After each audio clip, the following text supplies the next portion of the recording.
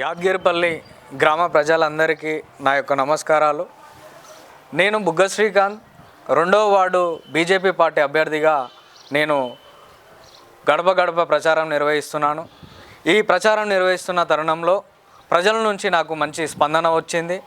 ఎందుకనంటే ఇప్పుడు Congress party, BRS party, అలాగే ఇక ఇండిపెండెంట్ అభ్యర్థులు బరిలో ఉన్నారు. ప్రజలు ఏం ఆలోచన చేస్తున్నారంటే, స్వచ్ఛందంగా ఒక విద్యావంతుడైన నాకు అవకాశం కల్పిస్తే ఈ గ్రామం అభివృద్ధి చెందుతుందని ఇక్కడున్న స్థానిక ప్రజలు నాకు తెలియజేయడం జరిగింది. అయితే ఇక్కడున్న గ్రామ ప్రజల్ని ప్రతి ఒక్కరికి నేను కోరుకునేది ఒకటే, ఒక్కసారి విద్యావంతుడైన నాకు అవకాశం కల్పిస్తే మన గ్రామం అభివృద్ధి చెందుతుంది. ఒక ప్రశ్నించే గొంతుక లాంటి నాలాంటి యువతరానికి మీరు అవకాశం కల్పిస్తే వ్యవస్థలో మార్పు వస్తుంది. ఇప్పుడు నేను యాదగిరిపల్లి గ్రామంలో ఇంటింటా ప్రచారం చేస్తుంటే చాలామంది అంటున్నారు, శ్రీకాంత్ గారు నేను ఖచ్చితంగా మీలాంటి యువత ఈ ప్రజలకు ప్రతినిధిగా ఉండాల్సిన అవసరం ఎంతైనా ఉన్నది, కాబట్టి మీకు మేము అవకాశం ఇస్తాము. ఒక నీట్ పాలిటిక్స్, ఇప్పుడు నేను కానీ నా ప్రచారం కానీ ఎవరికి మూడో వ్యక్తికి ఇబ్బంది లేకుండా ఒక స్వచ్ఛందంగా ఒక నీట్ పాలిటిక్స్ నేను చేస్తున్నాను. దయచేసి మీరు ప్రజలందరూ గమనించాలి. ఎందుకనంటే ప్రజల్ని ఇబ్బంది పెట్టే పని ఈ శ్రీకాంత్ అనే వ్యక్తి చెయ్యడు. ఎందుకనంటే మనము ప్రజల్ని ఎడ్యుకేట్ చేయాలి, వాళ్ళను డిసప్పాయింట్ చేయొద్దు, వాళ్ళను అంధకారంలో నెట్టొద్దు.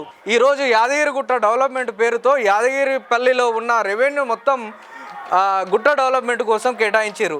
కానీ ఇక్కడ ఉన్న గ్రామీణ యువతకు మా స్థానిక యువతకు మాత్రం ఎటువంటి ఉపాధి లేకుండా ఎక్కడెక్కడి నుంచో వచ్చి ఉద్యోగాలు చేస్తున్నారు. మరి స్థానికంగా ఇప్పుడు భూములు కోల్పోయిన వారికి ఎంతో కొంత నష్టపరిహారం ఇచ్చి ఇక మేము ఈ సమాజాన్ని ఇక్కడున్న స్థానికులకు న్యాయం చేశామని డప్పు కొట్టుకుంటున్నారు కొన్ని పార్టీలు. నిజానికి వాళ్ళు చేసింది ద్రోహం చేసిరు, యాదగిరిపల్లి గ్రామానికి ద్రోహం చేసిరు.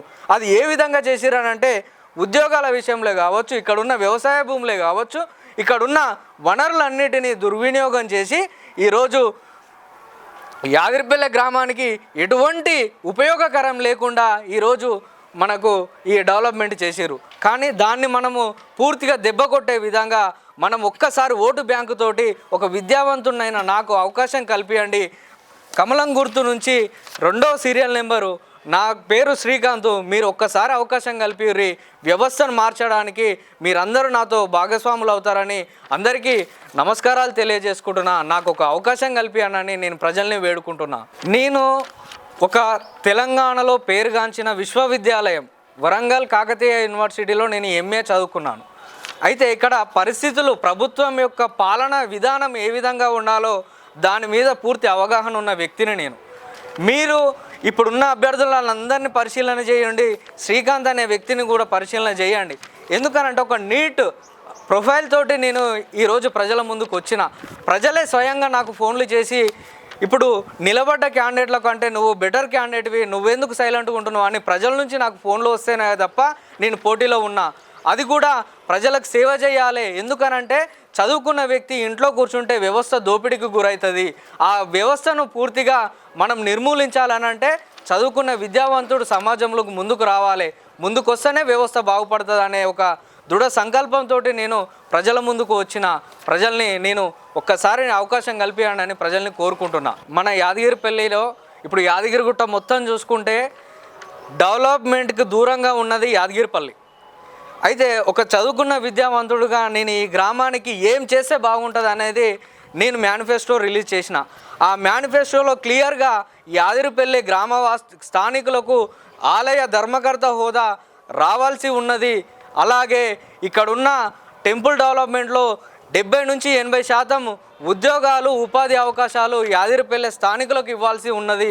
ఎందుకనంటే నా మేనిఫెస్టోను ఒక్కసారి మీరు పరిశీలన చేస్తే అది ఏ విధమైనటువంటిది అంటే, ఇక్కడ ఉన్న స్థానిక యువతను అన్ని రంగాల్లో అభివృద్ధి చేసే విధంగా ఉంటుంది. నేను మాత్రం పూర్తిగా ఇక్కడున్న గ్రామీణ యువతను ప్రతి ఒక్క కుటుంబం నుంచి అయినా సరే ప్రతి ఒక్క వ్యక్తిని డెవలప్ చేసే విధంగా నా కార్యాచరణ ఉంటుంది. నా మేనిఫెస్టో కూడా ఆల్రెడీ సోషల్ మీడియాలో చాలామందికి చేరింది. గడప గడపకు కూడా నా మేనిఫెస్టో అందింది. దాన్ని అందరూ దృష్టిలో ఉంచుకోండి.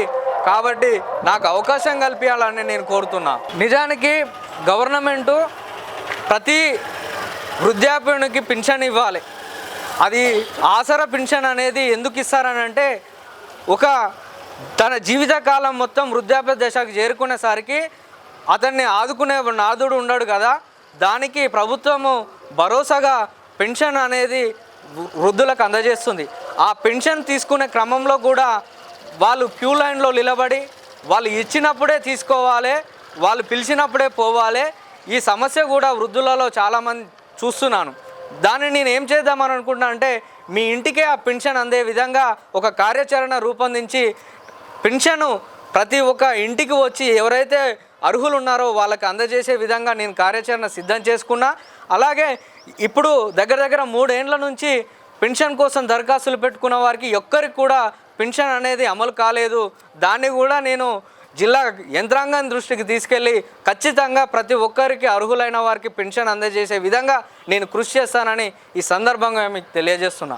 ఖచ్చితంగా ప్రతి సెంటర్లో ఒక లైబ్రరీ ఏర్పాటు చేసి చదువుకునే విధంగా చదువుకు యువత అందరూ అలవాటయ్యే విధంగా నేను ఒక చక్కటి వాతావరణాన్ని ఏర్పాటు చేస్తాను. అలాగే న్యాయ అవగాహన కోసం కూడా న్యాయ సహాయ కేంద్రాలను కూడా నేను ఈ పట్టణంలో ఏర్పాటు చేస్తాను. నేను ప్రస్తుతము హైకోర్టులో కూడా నేను లాయర్గా ప్రాక్టీస్ చేస్తున్నాను. నా దృష్టిలో ఉన్నది ఏదైతే సమాజము న్యాయం కోసము ఎన్నో ఇబ్బందులు ఎదుర్కొంటున్నది, ఆ ఇబ్బందులు ఇక్కడ ఉన్న ప్రజలకు ఎదురు కావద్దు. ఖచ్చితంగా నేను నా వంతు కృషిగా ప్రతి ఒక్కరికి న్యాయ అవగాహన కోసము నేను కృషి చేస్తాననేది నేను తెలియజేస్తున్నాను. గ్రామ ప్రజలారా, ఒక్కసారి ఆలోచన చేసి విద్యావంతుడైనా నాకు ఒక అవకాశం కల్పిరి, మన గ్రామాన్ని అభివృద్ధి చేసుకుంటాము.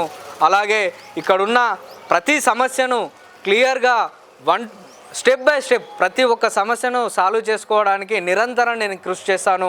నేను గతంలో ఎమ్మెల్యేకు పోటీ చేసినప్పుడు నాకు ఇక్కడున్న యువతనే నాకు అండగా నిలిచారు. నేను ఆ సందర్భంలో కూడా చాలా సందర్భాల్లో చెప్పిన, ఇక్కడ యువత ఒక నిజాయితీ గల పౌరుడికి ఓటు వేస్తే వ్యవస్థలో చాలా మార్పులు వస్తాయి.